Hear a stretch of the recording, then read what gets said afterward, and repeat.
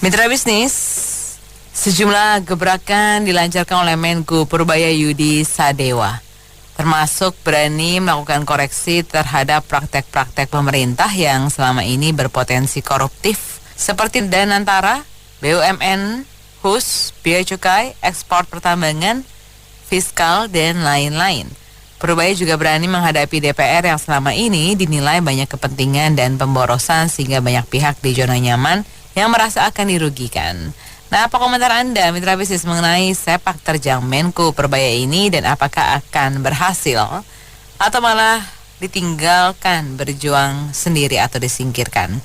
Silakan mitra bisnis di 02150918877 atau WhatsApp call di 0816924924. Ya, sebenarnya sih saya setuju ya dengan langkah-langkah yang dilakukan oleh Pak Purbaya gitu ya. Cuman kan hidup di negeri ini Jeng ya. Jadi saya malah khawatir dengan beliau ya. Karena biasanya sih ya kalau orang baik, bertujuan baik punya maksud untuk mengembangkan negeri, pokoknya membuat negeri ini lebih makmur, kayaknya sih perlu dikhawatirkan ya kelangsungan hidupnya. Maaf ya, bukan apa-apa kayak Pak Ahok lah contohnya, dia baru melangkah berapa bulan aja langsung dijegal kanan kiri, kan akhirnya ya terpaksa dia harus mondok di penjara. Akhirnya sampai sekarang pun Pak Ahok nggak berani keluar lagi karena takut dijegal kan. Baik teman baik musuh sama-sama nggak suka. Pokoknya kalau negeri ini lebih baik, lebih maju, banyak yang nggak suka Mbak. Jadi sebaiknya mau memperbaiki memang masih dimulai dari diri sendiri, tapi lebih baik coba membangun kekuatan yang lebih besar lah. Kalau memang dukungan dari presiden sudah ada, mungkin sebaiknya Pak Presiden juga disiplin ya, kalau bisa seru cari lagi kekuatan yang lain supaya benar-benar bisa maju. Apalagi sudah mulai berani mengkritik DPR kan, seperti kita ketahui bahwa selama ini kan DPR memang biangnya dalam tanda kutip ya, biangnya rusuh gitu. Entah itu rusuh anggaran, entah itu rusuh undang-undang, entah itu rusuh aturan segala macam lah pokoknya. Jadi kalau memang Pak Purbaya berniat memperbaiki negeri ini, cobalah cari teman-teman lain. Bisa dimulai dari misalnya, gak usah jauh-jauh lah, coba dari Pak sendiri ya. Jadi kira-kira kalau dalam Kementerian Keuangan ada orang yang kira-kira mulai ganti aja dengan yang lain-lain, dengan yang mempunyai rekam jejak yang lebih bagus dan lebih berani dalam tanda kutip ya. Berani kan dalam arti bukan sekedar dia punya jabatan, entah itu mungkin punya basic militer atau bekas jenderal bintang berapa, kayak yang penting dia berani untuk maju ke depannya. Jadi walaupun dia mungkin walaupun cuma orang sipil, tapi kalau dia punya kemampuan birokrasi yang bagus, pengalamannya bagus, bolehlah diambil untuk kerjakan di dalam kementerian. Seperti misalnya tuh kan ada Bu Susi ya, Susi Pujas sendiri kan tuh pernah juga. Kemudian ada juga yang dulu di kereta api Pak Jonan, itu juga bagus. Atau mungkin kalau juga Pak Ahok bisa ditarik kalau di Kementerian Keuangan untuk memperbaiki sistem-sistem yang mulai bocor atau mulai nggak benar itu Mbak. Jadi saya bilang kalau mau berjuang, mulai bikin pasukan, mulai dari kecil dulu. Jadi kalau kita maju perang jangan cuma sendirian. Gitu aja sih. Ya, Purbaya ini dari zaman mantan Presiden SBY itu gabung sama Luhut, sama Bu Sri Mulyani. Karena dulu masih satu tim, cuman saya kan nggak tim lagi begitu 2019-2024. Apalagi zaman sekarang saya ditawari macam-macam posisi, saya tolak dengan halus, saya tidak mau gabung ya. Jadi kinerja Pak Purbaya itu tadinya di saham-saham itu loh, investasi. Dia di situ. Tapi Bu Sri Mulyani dipakai di mantan Presiden Jokowi sampai zaman Pak Bowo sempat dipakai juga. Akhirnya sudah tidak. Itu di bagian keuangan, fiskal, dan ngurusi ekonomi lain. Lalu Pak Purbaya dipindah ke LPS, lembaga penjamin simpanan. Jadi itu masih satu tim sama Bu Sri Mulyani di ekonomi sebetulnya. Cuma dia tadinya bagian investasi zaman mantan Presiden SBY, mencari investor di saham dan lain-lain, lalu di bagian LPS. Satu tim ekonomi yang di bagian lain dari manajemen ekonomi negara. Jadi kalau misalkan ada gebrakan, ya paling nanti di sektor mencari investor itu, di surat-surat berharga dan lain-lain, mencari investor besar supaya bisa investasi bikin pabrik mungkin yang padat karya atau yang lain yang bisa mencari tenaga kerja, mungkin di sektor itu. Tapi tidak tahu nanti bisa berhasil atau tidak meningkatkan ekonomi 8%. Kalau yang lain kelihatannya itu kurang meyakinkan ya. Dia lebih mencari investor, lebih pandai ini Pak Purbaya. Pengalaman dari zaman mantan Presiden SBY ditambah jadi lembaga penjamin simpanan gitu. Dan kalau kita mengharapkan lebih dari beliau, kelihatannya sulit. Karena nanti nggak jauh-jauh dari mencari investor. Itu yang paling diandalkan. Dia tanam modal di negara ini dan membuka pabrik padat karya, atau paling tidak ya membeli surat utang lah negara atau apapun itu. Kemungkinan itu yang paling banyak dilakukan. Dan kita tahu bahwa ekonomi itu bukan hanya makro, tapi harus dibedakan yang mikro. Mikro ini yang bermasalah di negara kita, di mana PHK massal itu masih terjadi sampai sekarang, sehingga menciptakan pengangguran yang banyak, Mbak. Itu puluhan juta kalau dikumpulin dari zaman mantap presiden dulu sebelum ini, 20-30 jutaan tuh sudah masuk ke situ. Dan yang masih bisa bekerja tuh freelance di sektor formal, kebanyakan kerjanya di sektor informal, Mbak. Yang diterimanya itu gajinya jauh di bawah UMR. Makanya kalau ada buka lowongan 5 posisi saja, itu yang ada bersaksi di radio lain, radio pemerintah, yang ratusan ribu, Mbak, misalnya 300.000 yang lamar, padahal 5 posisi ditaruh di internet itu diumumkannya, tapi sampai 300.000 orang kurang lebih yang lamar. Yang 10 posisi bisa ya jutaan, Mbak, yang lamar. Itu pertanda bahwa kelihatan yang bekerja kebanyakan sektor formal atau di sektor formal tapi freelance atau magang seperti itulah, bukan kerja penuh. Lalu dia gajinya jauh di bawah UMR. Jadi kalau ada lowongan buka yang menjanjikan gaji UMR setiap hari penuh dan kerja penuh, mereka ngelamar lagi. Sisanya pengangguran, Mbak. Itulah ekonomi real sekarang. Jadi daya beli masyarakat kecil akibatnya. Dan masih banyak yang mengandalkan bansos. Itu fakta real di bidang mikro di negara ini, ekonomi. Terima kasih. Pak Rena Ghazali, kan kita boleh kritik dong, bangsa kita kan pejabatnya nggak, kita boleh katakan nggak salah dong. So, mereka kan ya kalau mereka nggak jabat kan sama seperti kita kan, rakyat kan mau di presiden kayaknya nggak, gubernur kan dia kalau nggak becus ngapain kita diemin, bener nggak? Dia kan digaji uang rakyat, bener nggak? Oh, dia gubernur kayak kata Ahok, emang apa susah sih jadi gubernur, presiden ya nggak, kalau nggak bisa kerja. Ya kan kacau juga, benar kata Rena Ghazali, benar. Kita kritik supaya bangsa kita tuh sama-sama maju, tidak malu dilihat bangsa lain, termasuk MBG, benar nggak? Kita selera nggak bisa dipaksa, cuma karena pejabat kita kan, ya termasuk presiden, saya berani ketik, hanya pencitraan dong kan. Wah, bangsa kita tidak kalah sama bangsa lain. Bangsa apa? Negara MBG 14 tahun, kita setahun dan sukses, tapi setahun semua bela-bela gimana kan, susah. ya saya sih nggak, Akung juga ada kelemahan, cuma kita nilai tidak tepat. Kayak kemarin Erick Thohir ya nggak, kan mendadak dong, gitu berarti nggak ada persiapannya mateng kan, ya nggak. Uang itu kan uang rakyat, apa dia nggak mikir, bener nggak? Apa mereka ramai pergi deh? Iya, kalau menurut saya sih Pak Pur ini, Pak Pur enaknya begitu. Manggilnya enaknya Pak Pur aja ya. Itu sesuai tupoksinya aja deh. Oke. Ya. Untuk nggak melebar ke sana kemari, karena itu akan membuka celah beliau bisa dikriminalisasi, gitu, Nen. Karena, Nen, sorry, Men. Iya. Kalau di negeri ini biasanya kalau mau lurus itu nggak mudah ya. Sekalipun dapat dukungan presiden, tapi ketika dia dikriminalisasi, presiden juga nggak akan bantu apa-apa. Itu sih pengalaman Tom Lem ya. Impor gula itu kan dia pasti dapat persetujuan presiden kan.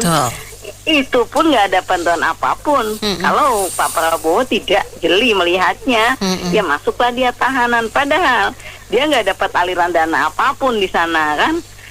Ya gitu. Jadi Pak Pur saya pikir di tugas pokoknya aja lah ya.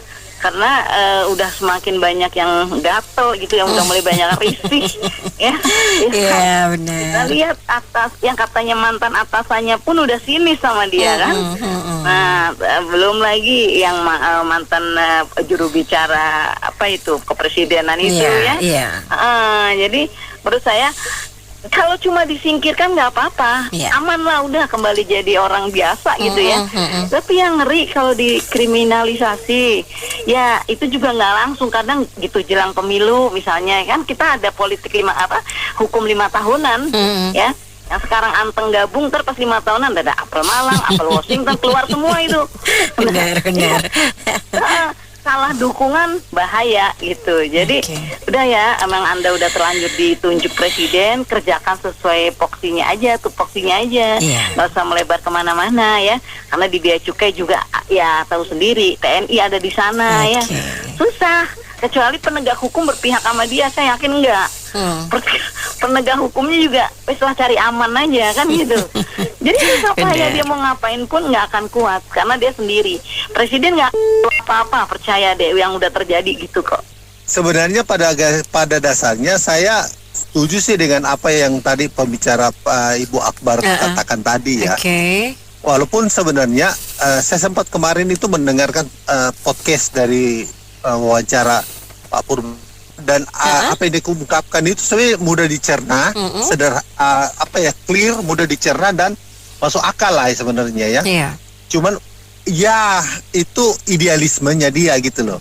Nah kembali pik yang tadi ini bahwa memang Pak Pur akhir-akhir ini kelihatan banyak menyinggung sana sini ya.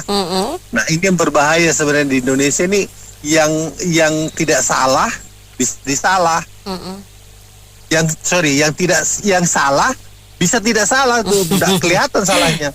Yang tidak salah bisa salah gitu loh. Tergantung permainan. Kayak Tom Lembong misalnya kan, yang tadi disinggung ya. Terus ini Nadiem Makarim juga ini kelihatan nih, wah ini angin-anginnya. Nanti tidak lama Sri Mulyani tuh dengan korteksnya diungkat-ingkatin gitu lagi tuh. Macam-macam lah.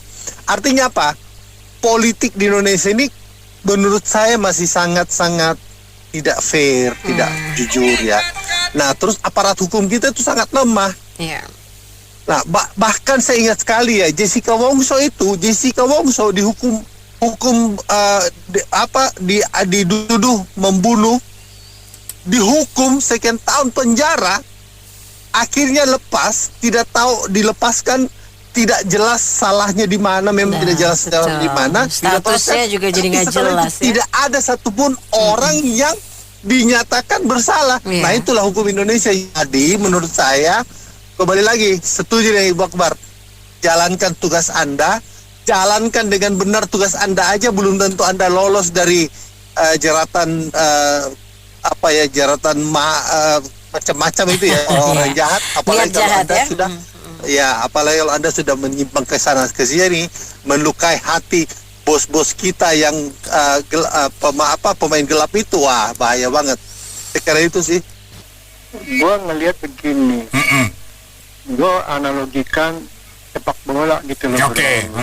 Nah, ini kan dia baru 2 bulan, ibaratnya baru main nih di Liga Champions kan. Nah, waktu dia masih di LPS itu dia kan mungkin kelas-kelas futsal lah mainnya kan. Nah, giliran masuk ke Liga Champions, nah, dia kan nggak tahu posisinya sebagai striker ngeguling atau sebagai playmaker gitu loh. Nah, dia lupa waktu futsal itu kan nggak ada wasit nggak ada wasit di tengah lapangan, nggak ada wasit penjaga wasit pinggir kiri kanan hakim garis. Aku takut sebagai hakim sekarang, soalnya agak gimana kalau sebuah hakim. Jadi ada kiri kanan kan, terus ada lagi kan pengawas pertandingan, ada lagi VAR kan. VAR ini kan 5 kan petugas VAR kan. Nah dia lupa itu. Jadi lu bayangin aja waktu timnas lawan Irak itu kan cuma narik kaos aja kan penalti kan. Coba waktu main di Tarkam tarik kaos juga kan kagak kelihatan karena nggak VAR. Nah kalau pakai VAR ya, lu lagi posisi offside ya, jangankan badan lu, punya lu nongol aja tuh udah garis itu udah di offside gitu loh. Canggihnya VAR sekarang. Nah maksudnya begini. Gue ini ya waktu disuruh sebagai CEO, biarpun gue pedagang jamu tapi gue pernah jadi CEO. Begitu gue ditugas sebagai CEO, gue tuh sowan gitu loh Om Ben. Sowan ke semua divisi. Semua tahu nih yang mana yang cantik, ya kan harus dideketin di sowan. Nah, saya gitu. Nah saya udah ngomong sama yang utus saya bilang, Pak, dalam 1-2 bulan ini saya belum ada terobosan. Lu ngapain aja? Saya mau sowan dulu, saya pengen tahu lawan saya seperti apa, teman saya seperti apa. Harusnya begitu, ya nggak? Jangan kucuk-kucuk. Nih gue jadi CEO nih, gue ngomong apa? Khawatir nih. Ini kan Farfa sama hakim sama penjaga garis itu kan, ini kan udah pemain lama semua kan Omber ya. Nah jangan sampai ini ya ditunggu itu offside-nya kan.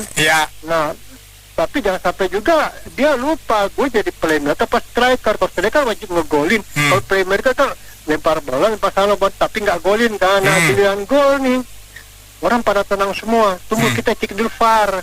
Offside nggak, ya nggak? Tiba-tiba garis gawang nggak? Jadi hati-hati aja. Jadi pepatah orang tua mengatakan ojo kagetan, ojo apa namanya? Ojo gumunan, ojo gurusa-gurusu, gitu kan? Pokoknya ojo-ojo apalah, jangan mentang-mentang itu kan. Saya sowan lah gitu. Nah, terus kedua nih Om, saya Om BSM diomong. Sekarang sudah offside banyak gitu. Contoh 10 jadi 60 itu offside nggak Om Ber? TKD di jantan itu offside nggak Om Ber? Ya nggak? Terus yang terakhir nih yang paling enak di WUS kan. Nah ini babat anginnya kan. Nah dianggap segala macam kan. Nah yang terakhir nih soal drifting kan. Ya dia lupa kalau drifting kan sebenarnya kan ya tanda kutip ya. Memborok sendiri tuh karena biaya cukai boleh masukin balik gimana. Nah terakhir saran saya aja stop dulu ngomong di publik ya nggak. Coba sowan kemana-mana. Akhirnya kan hari ini kan dia sudah sowan kan ke Menteri Perhutanan kan buat ngelacak pajak-pajak. Jadi mas saya ya gitulah. Jadi hati-hati. VAR, hakim garis, wasit di tengah lapangan udah pada siap-siap semua nih. Jadi yang sampai ada yang nomor sedikit offside. Saya ringkesin aja ya. Ini istilahnya kita lagi nonton film horor nih. Film horor. Cerita tentang satu rumah yang banyak bener setannya. Ada gondorowo, ada tuyul, ada macam-macam lah setannya tuh di itu rumah. Nah, ini lagi kedatangan dukun nih. Dukun atau orang suci lah yang mau ngusir tuh setan-setan. Nah, tapi gua demen nih cerita nih plot twistnya. Yang bisa ngusir ternyata bukan dukun atau orang suci. Nggak taunya setan itu juga yang jadi jagoannya.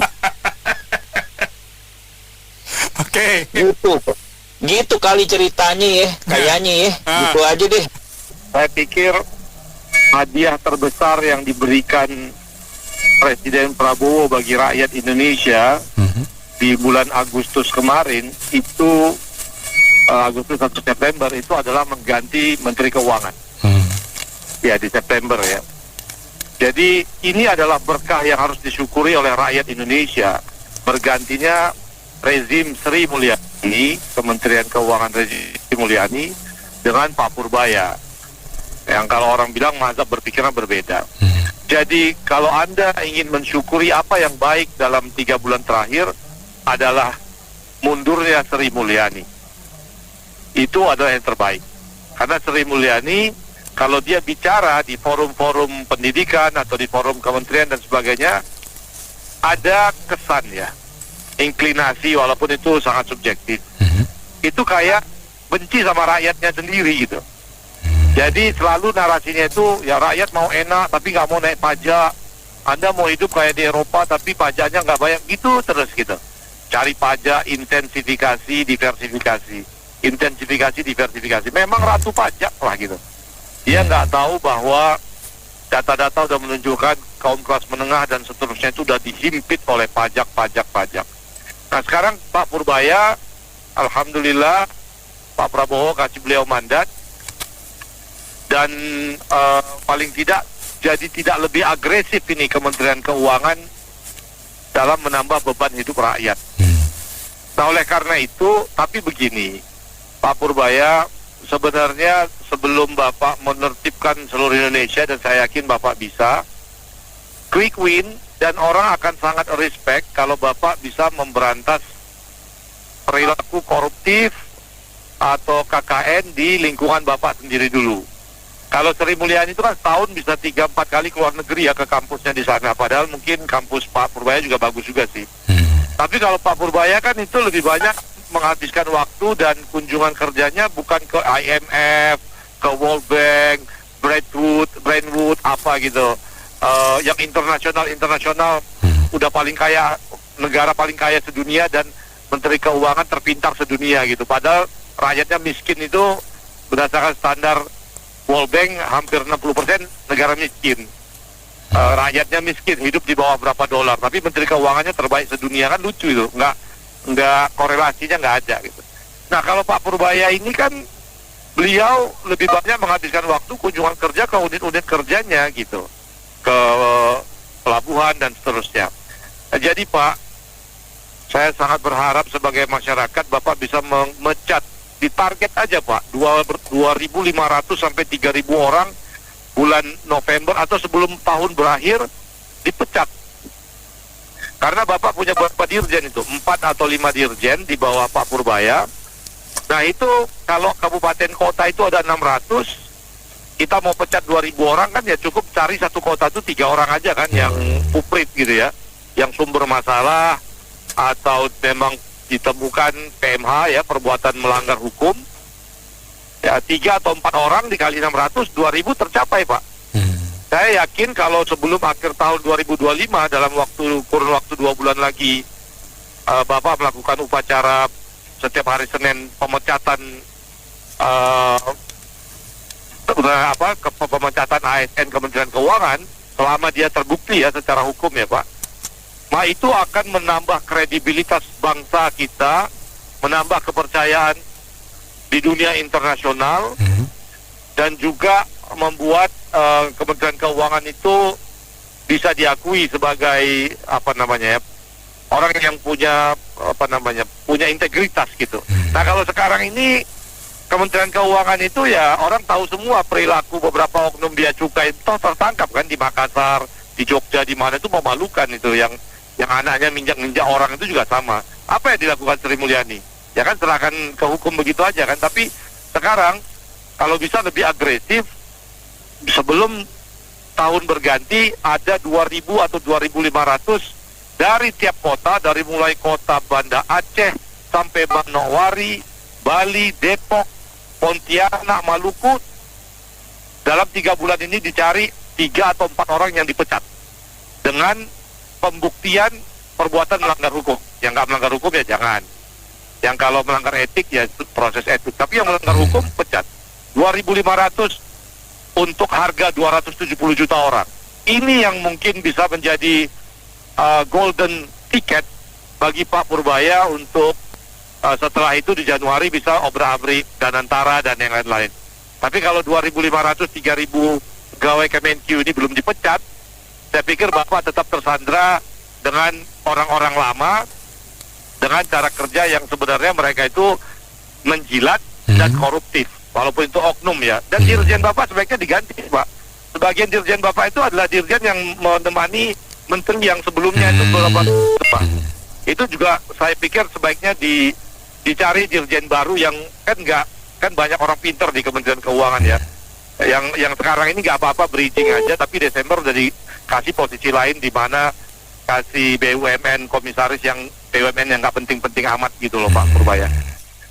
Iya, ini kan kita kan ini ya lihat juga ya alasan Lu Sri diganti kan gara-gara demo kemarin kan. Ini kan istilahnya naikin pajak PBB, pajak apalagi mau PPN, nah itu ya banyak lah istilahnya karena itu. Nah, saya merasa sih ini kan cuma sementara gitu loh, mesti ada mungkin 3 tahun lebih atau 4 tahun ya, 3 tahun kali ya, ini kan masih bisa berjalan terus gitu loh. Saya nggak yakin gitu dengan begitu banyak proyek, dengan butuh banyak uang, apakah kalau misalnya dia nggak naikin pajak bisa dia mau naikin utang luar negeri, itu aja usnya aja nggak bisa dibayar tuh. Us aja nggak bisa dibayar. Kira-kira orang yakin nggak, atau emang sengaja dikasih gitu, atau ntar dibayarnya pakai yang lain gitu, kita nggak tahu gitu loh. Jadi dengan berbagai macam program yang terus dijalankan, saya sih nggak gitu yakin. Misalnya kayak korupsi ditangkap, uangnya dikembalikan ke negara paling berapa triliun, programnya ratusan triliun, ya kan? Nah, apakah bisa nggak naikin pajak sama sekali, atau nggak ilangin subsidi, atau nggak naikin BPJS katanya kan yang Gojek itu dia mau terapin ya. Saya nggak tahu deh Gojek bayar nggak sih, kalau yang pegawai biasa kan langsung dipotong kan. Saya nggak tahu Gojek kalau misalnya Gojek diterapin kan berarti dia minta dana gitu. Jadi Gojek itu berkewajiban harus ikut. harus kena potong dari buat pensiun juga. Berarti kan dia narik dana dari situ juga gitu loh. Sementara kan kalau pensiun kan nggak bisa langsung diambil kan. Dia ada jangka waktunya, jadi kayak diputar lagi gitu loh. Ya nggak tahu lah, saya sih nggak terlalu ini ya. Kita lihat aja masih 2-3 tahun masih bisa lah ketahuan gimana gitu. Bagus sih bagus, cuman saya nggak ini aja, nggak yakin aja dia nggak bakal naikin pajak atau kurangin subsidi. Gitu aja Mas Anton, makasih. Oke, baik, terima kasih Pak Teddy. Baik mitra bisnis, kami sudahi Businessman Opinion untuk sesi kali ini. Nanti di 20.30 kita undang kembali Anda di line telepon kami 5918877 dan WhatsApp call 0816924924 dalam Businessman Opinion.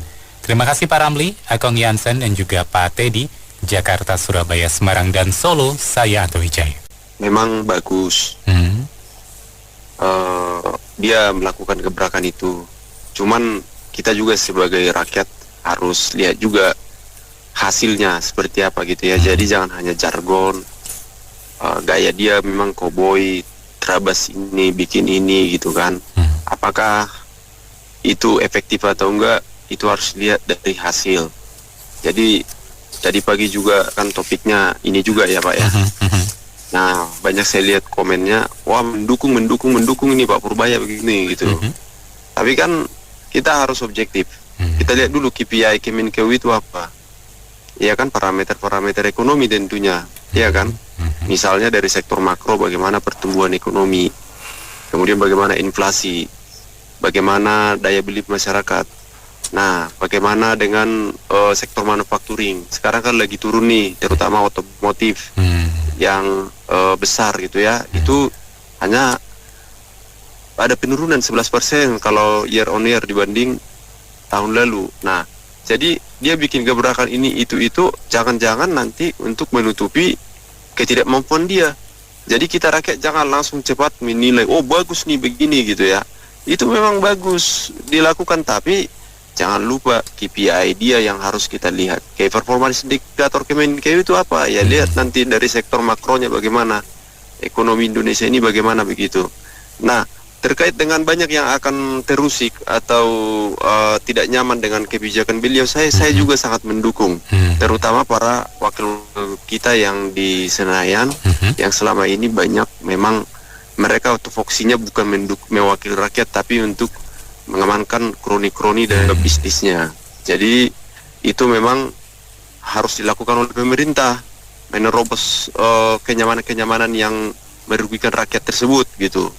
Tapi intinya masyarakat harus kembali objektif, lihat kipiau Purbaya ini bagaimana. Kalau sekarang kita menilai belum bisa, itu minimal 1 tahun atau 2 tahun lah kebijakan dia baru bisa terasa. Karena kan itu kan yang ditangani kan negara ini tentu dalam hitungan bulan tidak akan bisa. Bikin kebijakan sekarang 2-3 bulan tidak bisa, minimal misalnya 2 semester atau 2 tahun gitu baru terasa. Saya pikir itu yang harus kita perhatikan, terutama masyarakat, Jangan langsung nilai dulu bagus begini-begini. Tetap objektif, lihat KPI-nya. Ya, banyak orang menutupi ketidakmampuan dengan cara seperti itu. Tapi saya dukung langkah beliau, kira-kira seperti itu, Pak. Mau bicarakan Menkeu Cowboy kita nih. Memang kita nggak bisa lihat kinerjanya dalam waktu yang singkat. Dia kan baru sebulan lebih ya. Ya, betul. Tetapi perlu digarisbawahi apa yang dilakukan, move yang dilakukan, entah itu bikin gerah DPR, entah itu dia gebrak kepala daerah, yang terbukti toh memang anggaran-anggaran semua tuh cuma diputarin cari aman hanya buat kantong-kantong pribadi. Tambah lagi masalah orang-orang pajak yang gablek-gablek. Tambah lagi soal pajak-pajak yang memang sebenarnya memberatkan rakyat. Jadi kalau kita bandingkan, memang nggak bisa dilihat hasil kerjanya dalam waktu yang sangat singkat. Tetapi coba kita menilai secara objektif. Paling tidak move yang dia lakukan itu kan juga membuat bandit-bandit perampok negara kita ini kan ngerem. Dia mikir 2-3 kali untuk sekasar dulu gitu kan. Nah, kita juga lihat ke depannya seperti apa. Memang belum tentu hasilnya akan bagus-bagus banget. Cuma paling tidak, ini kan suatu cikal bakal. Suatu cikal bakal kalau memang diterusin, bisa jadi akhirnya tikus-tikus yang rakus itu pelan-pelan akan disingkirkan. Kalau, sekali lagi, kalau backupnya itu memang juga masih support. Mengenai pertanyaan apakah akan bertahan, apakah akan ditinggal sendirian, apakah akan disingkirkan, mungkin aja. Kenapa? Karena kan peran beliau ini kan dia sendiri udah ngerti. Peran dialah adalah peran yang antagonis sekarang ini, dan dia memang diposisikan dari RI 1 untuk menggebah ilalang supaya ular-ular pada keluar, gitu kan? Dan dia sendiri sudah sadar resikonya. Resikonya bisa aja dia tinggal sendiri, bisa aja dia di kick balik, bisa. Cuman kalau saya lihat beliau ini juga nothing tulus gitu loh. Awalnya juga gua nggak punya apa-apa, gitu kan? Gue juga nggak ada yang interest untuk ini so far ya, kita nggak lihat ke depannya, tapi so far kita bisa menilai begitu. Jadi kita berharap ke depannya aja bahwa backupnya ini RI 1 juga benar-benar akan support dia untuk menggebah bandit-bandit yang memang perampok, penjarah anggaran belanja negara, begitu. Jadi aku salut banget Pak Purbaya bisa menggebrak keuangan RI ya, walaupun hampir dua bulan kurang dikit ya.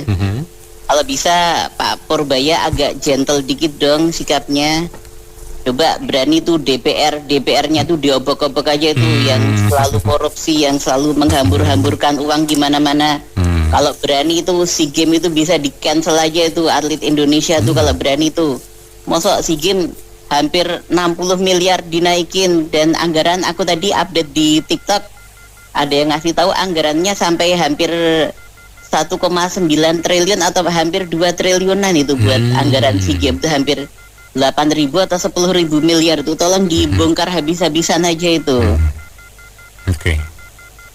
Ya kalau bisa dibongkar saja itu, biar atletnya tuh nggak bisa terus ikut tanding di SEA Games. Masa targetnya 100 sampai 120, kenapa bisa jadi 700?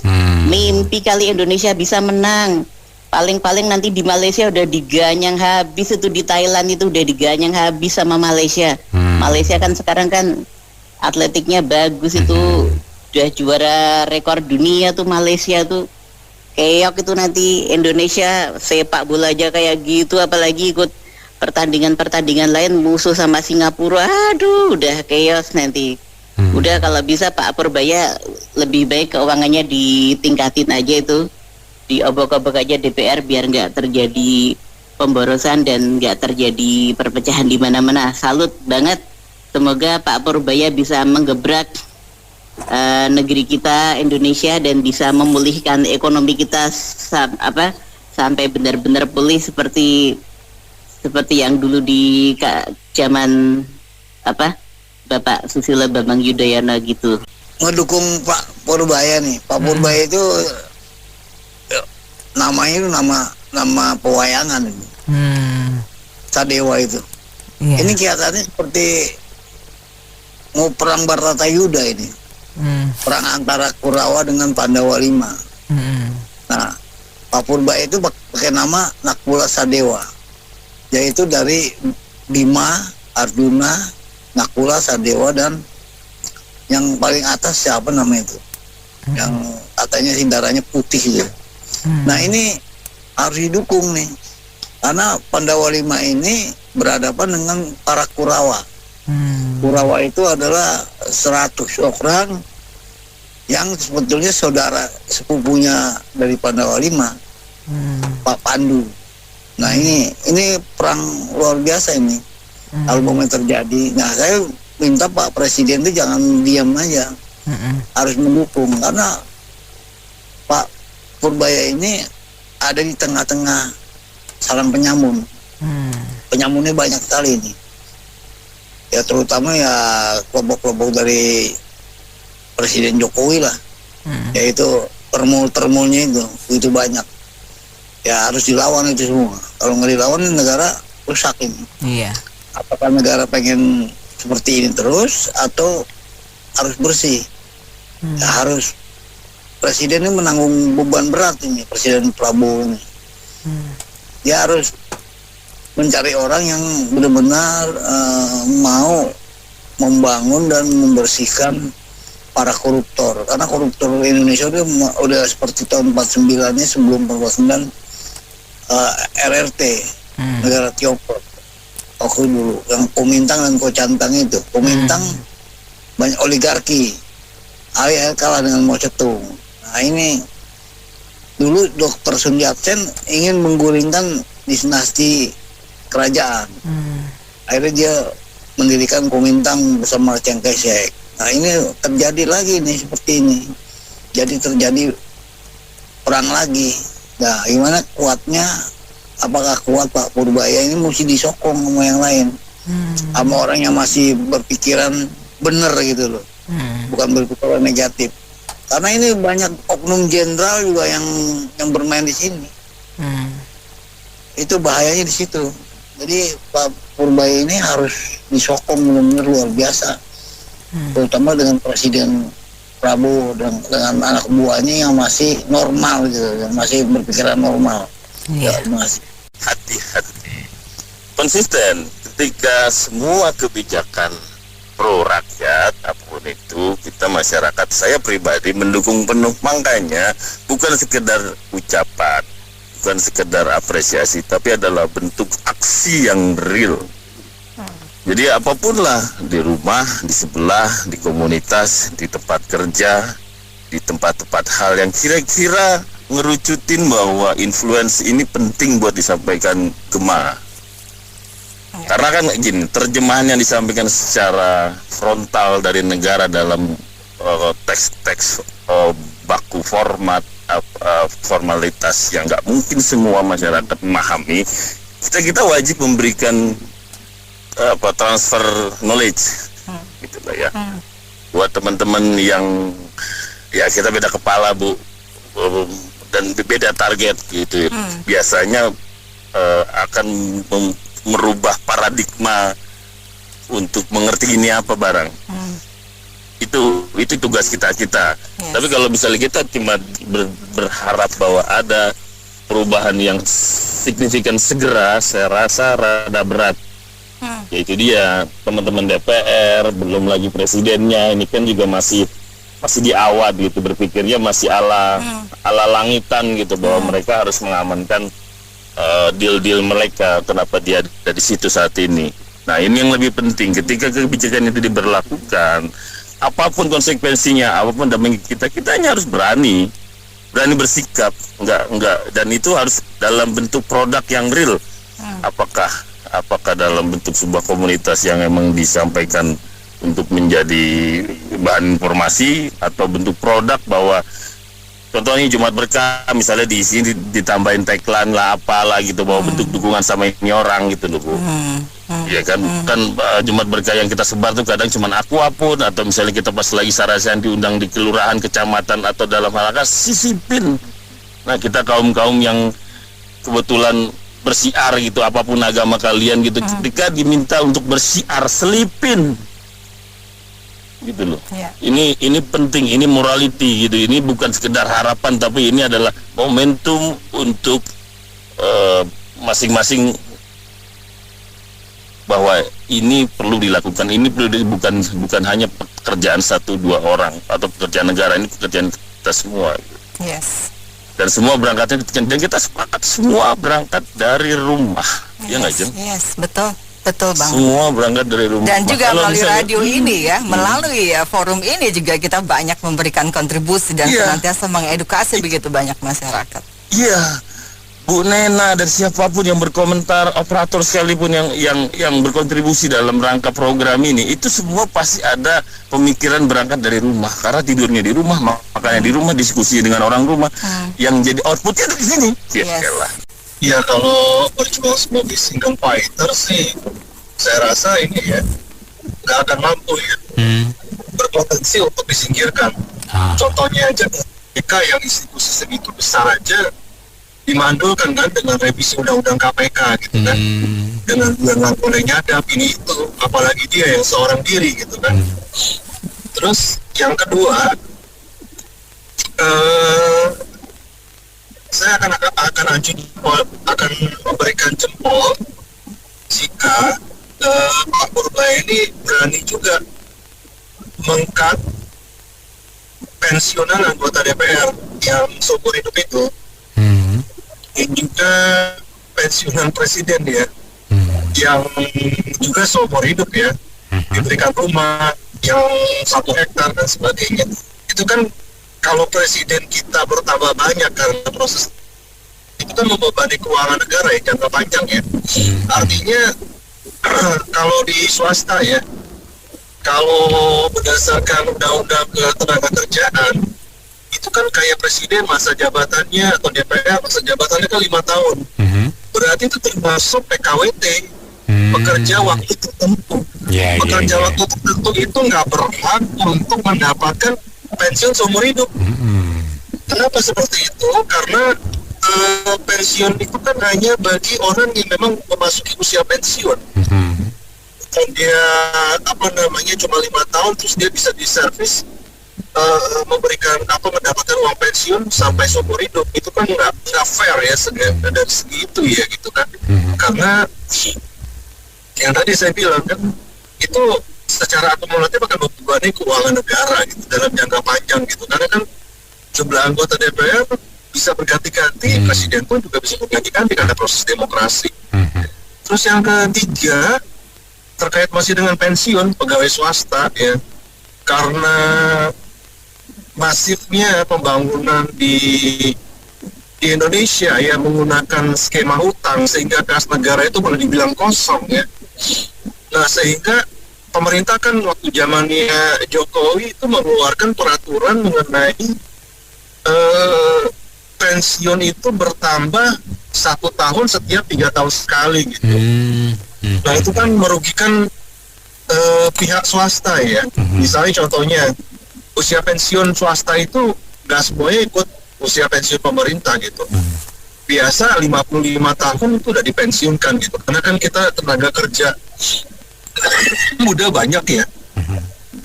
Nah, karena dia dipensiunkan, tapi pemerintah itu memberikan tadi kan, sekarang itu baru bisa diberikan kompensasi pensiun itu 59 tahun, dan nanti bertambah terus ya seiring dengan waktu gitu ya, 3 tahun sekali gitu, nanti jadi 60, 61 gitu. Nah itu kan juga membebani istilahnya masyarakat ya, artinya dia udah masuk usia pensiun, kenapa nggak dibayarkan pensiunan dari negara, dari BPJS pensiun kan, itu kan program pemerintah gitu, kenapa harus ditunda gitu. Dengan penundaan itu kan berdampak juga ya pada kesejahteraan orang yang pensiun tersebut, dan juga kalau dia masih hidup gitu ya, itu mungkin untung ya dibayar pensiun. Tapi kalau dia udah meninggal, sekarang anaknya udah makin dewasa, usia pensiun terus bertambah, negara nggak bayar gitu kan, seperti itu. Jadi isu pensiun ini juga ini ya, apalagi pajak progresif dan ini itu, kalau itu Purbaya berani gitu ya untuk mengubah itu ya, orang pensiun jangan dikenain pajak progresif dong, karena kan dia udah istilahnya boleh dibilang kan secara ekonomi menurun gitu ya, kalau dia nggak ada kerjaan baru atau dia nggak ada usaha gitu. Kalau itu berani, saya bilang saya acungi jempol gitu, di samping pemberantasan korupsi ya. Tapi balik lagi ke poin tadi, kalau seorang diri saya nggak yakin gitu, karena KPK aja kan mandul gitu. Seperti itu, harus benar-benar ada komitmen dan juga ada ya orang lain yang mendukung hal tersebut gitu, bukan hanya misalnya presiden komitmen gitu, terus dia sendiri sana sini itu saya nggak yakin sih bisa disingkirkan gitu. Saya memaklumi hal-hal yang memang dilakukan itu sangat kontroversial, tapi itu sebenarnya tidak kontroversial. Memang sebenarnya job yang harus dilakukan oleh para pejabat itu ya seperti Pak Purbaya ini, itu memang sudah seharusnya. Namun mereka beberapa pejabat itu kebanyakan rata-rata disfungsi karena mereka lebih mementingkan planning atau program-program partai. Nah, yang mana program partai selalu cenderung nurut kepada ketum. Nah, ketum sendiri otaknya uang. Nah, kalau udah uang ya tahu sendiri, semuanya bisa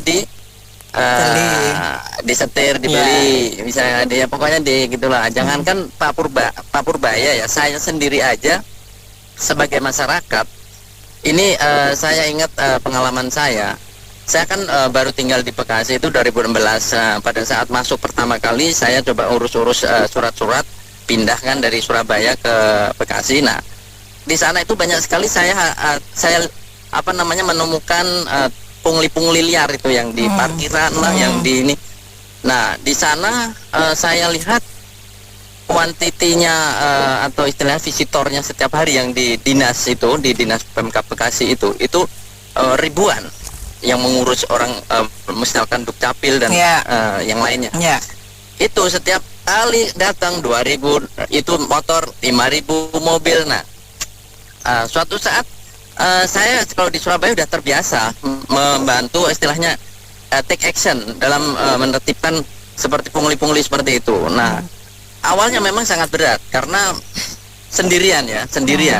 Tapi kalau kita lakukan dengan intens, maka insya Allah itu akan menghasilkan buah keberhasilan. Nah, terbukti saya betul-betul lakukan itu sendirian, dan memang dengan komunikasi dengan misalkan humasnya di PMK dan lain-lain, saya pertanyakan itu dasar-dasar mereka dipiara itu apa. Nah, seperti pungli-pungli itu dipiara apa, mereka tidak bisa menunjukkan. Nah, akhirnya selama 6 bulan alhamdulillah beres, artinya bersih, nggak ada tarikan-tarikan, nggak ada bahkan program yang saya minta untuk diberikan seperti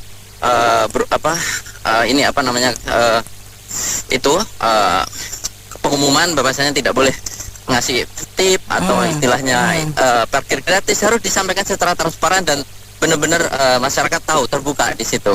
Nah, poster lah, dikasih poster. Sekarang gini Kak, Purbaya yang jelas dia bukan orang parpol. Iya.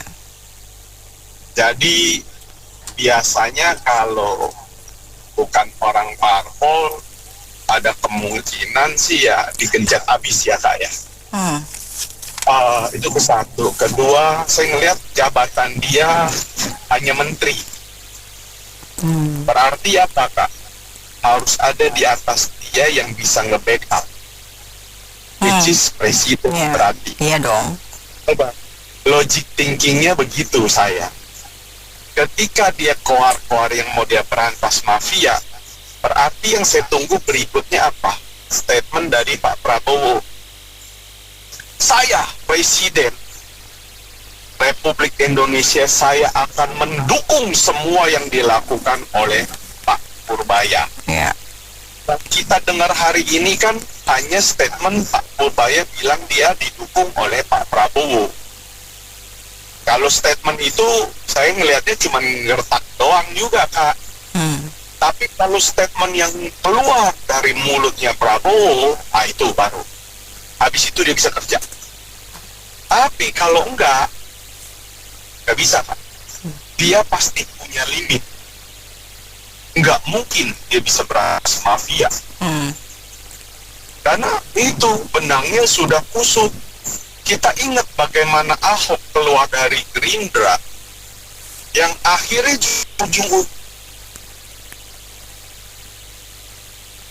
Kenapa, Dek? tetap ada. Oke, lanjut. Barusan terputus sebentar. Dek, lanjut, masih. Mungkin karena saya lewat gedung Pas FM yang lama, saya di Gajah Mada, Kak. Disuruh mampir. Itu ya, terus. Jadi saya ngelihat kayak Ahok, ketika dulu dia keluar dari Gerindra, apa yang terjadi? Digencet habis ya. Makanya akhirnya mau nggak mau dia harus masuk parpol. Siapa yang ngelindungin dia? Kita berpikir dulu Pak Jokowi ngelindungin dia. Apa yang terjadi kan? Ya, it's debatable lah, kan? It's debatable. Tapi pada esensinya saya ngelihat seorang Purbaya yang notabene independen, dia melakukan sesuatu kayak dia testing the water, dia lemparin segala sesuatu dulu. Karena bagaimanapun juga dia punya kelemahan, Kak. Yang dia hadapin itu bukan serigala lagi, Kak. Bukan monster lagi. Itu udah megalodon semua, Kak. Jadi kita berharap banyak ke Pak Purbaya juga, jujur saya nggak yakin gitu dia akan berantas ini. Tetapi setidaknya kita ngelihat dulu, meskipun itu sifatnya wacana, setidaknya oke, dia menggunakan media dulu nih sebagai backup. Nih gue lempar ini nih biar lo media tangkap nih. Kalau gue langsung juga nggak bisa. Saya yakin nggak bisa, Kak. Lihat bagaimana cara dia nembak ex Dirjen Bea Cukai, Kak. Buat saya bagus, sampai dia nggak bisa senyum, nggak bisa ngomong. Nah, malah diangkat sama Sri Mulyani kan di keuangan. Jadi setidaknya dengan bahasa gini, ketika kita mau perang semua yang kita punya senjatanya nggak lengkap, Kak, ya itulah yang kita bisa pakai. Dalam hal ini saya melihat dia pakai media, Kak. Bagus. Karena memang media ini sarana buat masyarakat biar tahu, Kak. Kecuali dia didukung sama parpol, bisa lah dia mau ngelakuin apa aja, dia bakal jadi jagoan.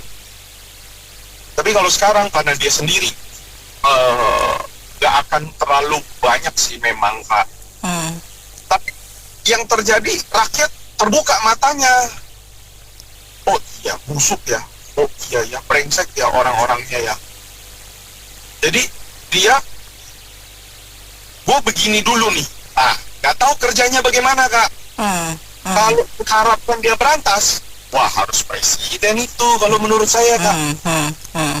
Kalau bukan presiden, mohon maaf nih, nggak bisa.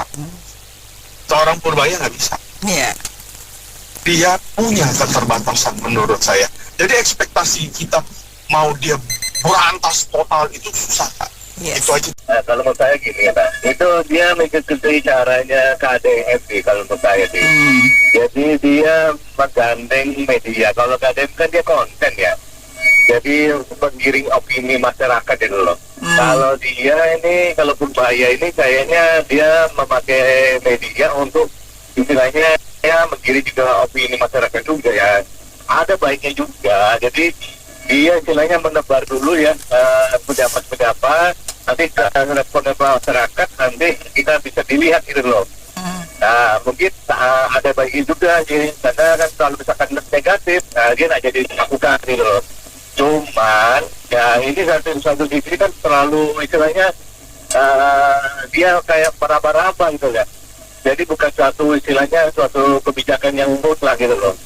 Kalau menurut saya sih ini ya, kalau memang dia yakin harusnya sih langsung dilakukan gitu loh. Jangan berdasarkan media gitu loh. Nah, kalau memang dia benar ya harusnya sih itu masyarakat pasti mendukung ya. Nah, terutama media juga pasti mendukung dia juga kan, memberikan yang apa istilah informasi yang benar itu loh. Nah, cuman ya saya sayang aja sih, menurut saya sih jangan terlalu diumbar gitu lah. Jadi mungkin baiknya sih benar-benar ya dilakukan, terus jangan cuma pencitraan aja gitu loh. Jadi betul-betul bisa melihat hasil yang benar, itu aja sih. Oke. Purbaya ini memang harus dikritik. Jadi sejauh ini ya kita ini semuanya penyakitnya banyak kan, koruptifnya itu banyak sekali. Semua badan apa atau institusi mana yang belum pernah ketangkap korupsi? Coba sebutkan. Hampir semuanya, ya. Kita perpanjang SIM di korupsi, ya. Segala macam lah, bayar pajak, aduh, petugas pajak kan tukang nodok. Ya, image-nya begitu. Lapor kehilangan, dimintain duit. Kan begitu. Jadi, Pak Purbaya sekarang baru sampai tahap ngomong. Ya, Anda konfrontatif, oke. Implementasi masih jauh. Coba ditunjukkan dulu. Yang bisa cuma 2 bulan begini ngomong-ngomong terus sudah mau dijadiin calon wapres atau apa, itu bodoh banget. Itu terlalu bodoh, dan menyanjung orang supaya melayang-layang itu juga tindakan yang salah. Kita ini bangsa mesti melihat esensi apa yang dia perbuat. Dia baru ngomong memang apa thrifting itu banyak, kenapa dibiarin masuk? Itu kan bea cukai. Selidik di balik itu siapa backingannya, ya? Jarod Richard itu kenapa bisa 1T kumpulin duit? Berapa banyak kasus dia udah jadi calonnya? Kasus apa? Diselidiki dong, satu-satu diurai. Memang membenahi bangsa ini nggak mudah. Ya karena nggak mudah lah Anda dipilih untuk bekerja nggak mudah. Tapi seolah-olah cuek bebek itu. Jarod Richard kayaknya cuma diusut 1-2 kasus sudah dianggap selesai. Ya, itu Pertalite mafianya siapa? Bapaknya sudah dulu dikenal dengan sebagai mafia minyak, anaknya yang ditangkap lagi. Terus nanti mau cucunya, kan begitu. Masalahnya kita ini kan pembenahannya nggak ada.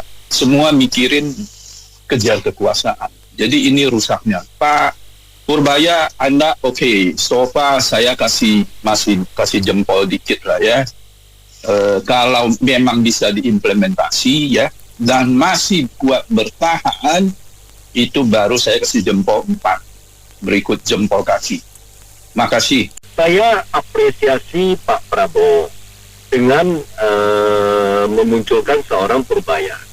Tetapi Pak Prabowo ingat, seorang Purbaya itu akan kerja sangat berat. Karena tantangan dia begitu luar biasa, kiri kanan dia akan coba menghajar dia itu luar biasa.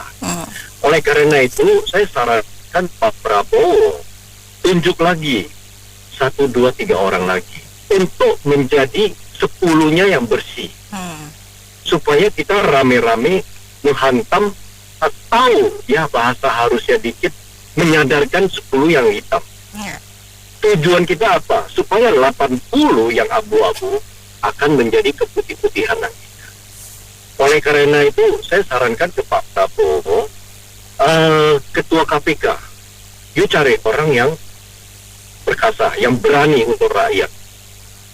Kemudian juga Jaksa Agung.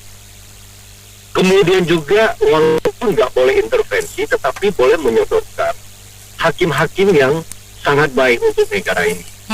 Karena biarpun seorang Purbaya yang bagus bekerja keras dan mereka berhasil membuktikan pada waktu terjadi tuntutan itu prosecutor negara harus tampil, jaksa atau KPK.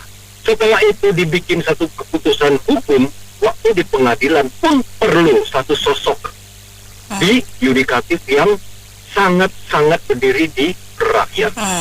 Ini akan cepat sekali membawa Indonesia ke jalurnya yang 2045 jalur emas. Dan pada waktu kalau Prabowo lakukan itu, Prabowo tangan dua sama dengan kita, tetapi beliau punya kekuasaan dengan Mas Gibran. You cari orang yang menjadi kaki tangan lu yang benar-benar untuk rakyat. Minimal hari ini kita disodorkan seorang Purbaya yang berani. Tetapi jangan biarkan Purbaya dijalimin. Karena dia seorang. Sekarang dia sendirian. Tunjuk lagi 1-2 orang. Banyak kok nama-nama yang bagus. Seorang Basuki Cahayapurnama bagus, seorang Ignatius Jonan juga bagus. Ya, Mahfud juga bagus. Kenapa enggak? Ya tampilkan mereka. Lepaskan semua atribut politik dulu demi Indonesia 2045 yang 100 tahun kita merdeka. Jangan kalah dengan negara lain. Negara lain juga memperbaiki diri. Indonesia pun hari ini kita udah diperlihatkan. Walaupun kita sering underestimate program Prabowo segala macam. Program itu nggak bisa serta-merta kasih lihat hasil. Tetapi program itu kalau dikerjakan, diawasi dengan orang baik, saya yakin akan memberikan hasil yang baik untuk Indonesia dan rakyat Indonesia. Dan harapan kita, pendapatan per kapita rakyat Indonesia harus menuju 10.000 nantinya. Menjadi kita tidak terjebak di middle income negara-negara yang trap middle income, kita tidak terjebak di sana. Karena growth dan lain-lain nanti perlu diorkestra. Growth itu akan menciptakan inflasi. Inflasi akan mengkaitkan bagaimana supaya pendapatan masyarakat bisa naik. Semua harus diorkestra dengan baik. Dan saya yakin Pak Prabowo dengar suara kita. Tampilkan lagi 1-2 orang untuk mendampingi Pak Prabowo, Pak Purboyo, supaya kita sama-sama akan melihat Indonesia yang begitu baik nantinya. Dan ya ini Purbaya efek ya Mbak Nena ya, Mas Purboyo ini. Jadi kita ini Mbak saat ini ya, bangsa kita ini seperti saya umpamakan lah, seperti merindukan oase ya di tengah padang gurun gitu ya. Wah, sekalinya ada yang meskipun dengan tadi ya Mr. Cowboy ya, style apapun, saya rasa kalau memang tujuannya untuk pro rakyat ya, pasti yang 280 juta itu pasti mendukung di belakang Mas Purboyo ini ya. Asal ya saya tetap garis bawahi ya, kalau saya kan ya kalau firman Tuhan bilangnya kita jangan berharap kepada manusia sebetulnya ya, pasti akan kecewa ya. Ya jadi apapun manusia itu lemah dan terbatas gitu ya. Nah tapi kalau memang kita juga tidak pernah tidak bisa mengkultuskan, mendewakan seseorang, tapi ini memang sosok figur Mas Purboyo efek ini memang sedang dirindukan ya, sedang dinantikan. Jadi saya rasa kalau ini tadi pertanyaannya Mbak Nena, apa nanti akan tersinggah atau tidak, yang akan menyingkirkan itu segelintir orang yang tadi saya sepakat, yang sudah di zona nyaman ya. Ya jadi saya rasa begini Mbak, yang musuhnya Mas Purboyo ini pastinya ya, yang maling-maling perampok, yang lahan basahnya akan diambil gitu ya. Itu sudah bisa terindikasi gitu ya. Nah jadi kan beban berat loh Mbak, ini kasir bendahara negara, achieve target mesti 8%, bayangkan ya. 8% itu kalau tidak diimbangi sama ini ya, bersih-bersih di setiap lini ya. Wah ini bumerang gitu ya. Ini tapi saya salut ya, dia menggunakan jaket ya, ada 8% itu kan berarti ada menjanji, ada harapan ya. Tapi jangan takut begitu ya. Kalau Mas Purboyo ini ya berdoa dan berusaha, ora et labora ya. Kalau tidak ada yang mustahil bagi Tuhan ya. Jadi kalau kita mengandalkan Tuhan juga ya, itu semua akan beres Mbak ya. Jadi dan perlu didukung ini ya 280 juta. Yang memang yang musuhi Mas Purboyo ini ya segelintir pengemis, sedekah rakyat di Senayan. Itu pasti kan kita lihat ya gimana Pak Purboyo didiemin aja ya pada saat apa dengar pendapat, dicuekin. Iya pasti. Jadi ini pasti ada musuhnya sebetulnya, Mbak. Kita musuh kita saat ini terbesar, musuh menghadapi bangsa sendiri. Gitu. Momentum Sumpah Pemuda kemarin 28 Oktober itu kan dari pidatonya Pak Debowo, cinta tanah air, ya kan, mengabaikan kepentingan pribadi dan golongan, ya kan. Jadi yang musuhnya nanti ini akan terlihat kok ya. Yang di zona nyaman yang mikirin kantong pribadi ya, bagaimana LHKPI-nya naik gitu ya.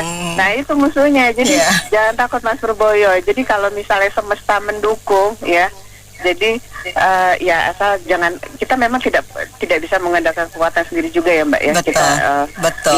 Ya, tapi kalau doa Mbak, doa anak bangsa yang teraniaya, tertindas, wah itu maju Mbak. Tembus langit ya. Ya mereka kualat itu 7 turunan 8 tanjakan, tenang aja gitu. Iya, mereka bisa bebas Mbak dari undang-undang buatan manusia. Ya, yang suka-suka mereka direvisi ya kan. Ya, nah tapi mereka tidak akan pernah luput dari undang-undang prerogatif Tuhan. Nah itu catatan ya. Jadi mungkin saya sepakat ya, saya dukung ya, semoga kedepannya tidak berubah. Ya, saya mau berkomentar mengenai sepak terjang Pak Purbaya. Ini kita memang harus mendukung langkah-langkahnya, tapi dengan backup langsung dengan kemauan baik dari Pak Presiden, Pak Prabowo. Karena ya seperti pembicara sebelumnya ya, banyak maling-maling yang merasa terusik gitu ya dengan sepak terjang Pak Purbaya ya, mulai dari mafia macam-macam lah ya. Yang paling utama sih mengenai mafia migas ya. Karena pernah ada statement dari Pak Purbaya mengenai bahwa harga keekonomisan daripada Pertalite itu sebetulnya cuma 4.000. Tapi kenapa di APBN kita harga yang 10 itu dianggap harga subsidi? Seingat saya pernah harga Pertalite itu dianggap 12.000, jadi disubsidi 2.000 kalau saya salah ya. Jadi sebetulnya modalnya cuma 4.000. Nah sekarang pertanyaannya adalah keberanian dari Pak Purbaya. Ini 8.000 subsidi itu untuk siapa gitu? Padahal modal cuma 4.000 ya. Ini sebetulnya apakah itu benar atau tidak? Tapi saya rasa Pertalite cuma 4.000 itu suatu kebenaran. Karena di Malaysia Pertalite di Indonesia itu adalah cuman 90 ya. Di Malaysia untuk kualitas 95 itu harganya cuma 7.000. Bayangin, di kita 95 udah hampir mendekati 20.000 ya. Jadi sebetulnya itu satu contoh kecil yang mungkin kalau didukung oleh Pak Prabowo itu mungkin baru bisa membongkar. Tapi kalau dia bekerja sendirian, sepertinya pembicara sebelumnya juga mengatakan kalau di sini orang baik pasti akan disingkirkan. Iya. Jadi, tapi ada satu hal juga yang kita nggak setuju mengenai langkah Pak Purbaya untuk tidak membayar WUS. Terlepas dari kontroversi WUS itu mesti tanggungan swasta, BUMN ataupun negara, tapi sebetulnya memang kewajiban negara untuk menyediakan transportasi yang baik untuk masyarakat. Ya kita nggak peduli itu akan untung atau tidak, tapi kalau disupport oleh APBN mungkin nggak ada perhitungan untung ruginya kalau untuk masyarakat ya. Demi kepentingan masyarakat ya. Karena kalau pemerintah bikin jalan terus dihitung untung ruginya ya memang pasti rugi. Tapi kan itu memang untuk masyarakat gitu. Jadi kalau misalkan ada langkah kereta cepat menuju ke Surabaya, kita dukung 100% untuk kepentingan masyarakat. Terlepas ya masalah untung rugi itu ya sebetulnya memang negara berwajib menyediakan transportasi yang layak untuk masyarakatnya ya, karena kita sebagai pembayar pajak pasti dapat flashback untuk mendapatkan timbal balik dari pemerintah gitu ya. Jadi ya itu ada minusnya juga Pak Purbaya, sampai nanti kalau sampai tidak disupport APBN dan WUS bermasalah, ya memang kedepannya untuk transportasi kita jadi agak apa ya, kalau dibilang wah ini negara ngemplang nih nggak mau bayar, akhirnya nggak mau ya apa investor yang mau menanamkan modal.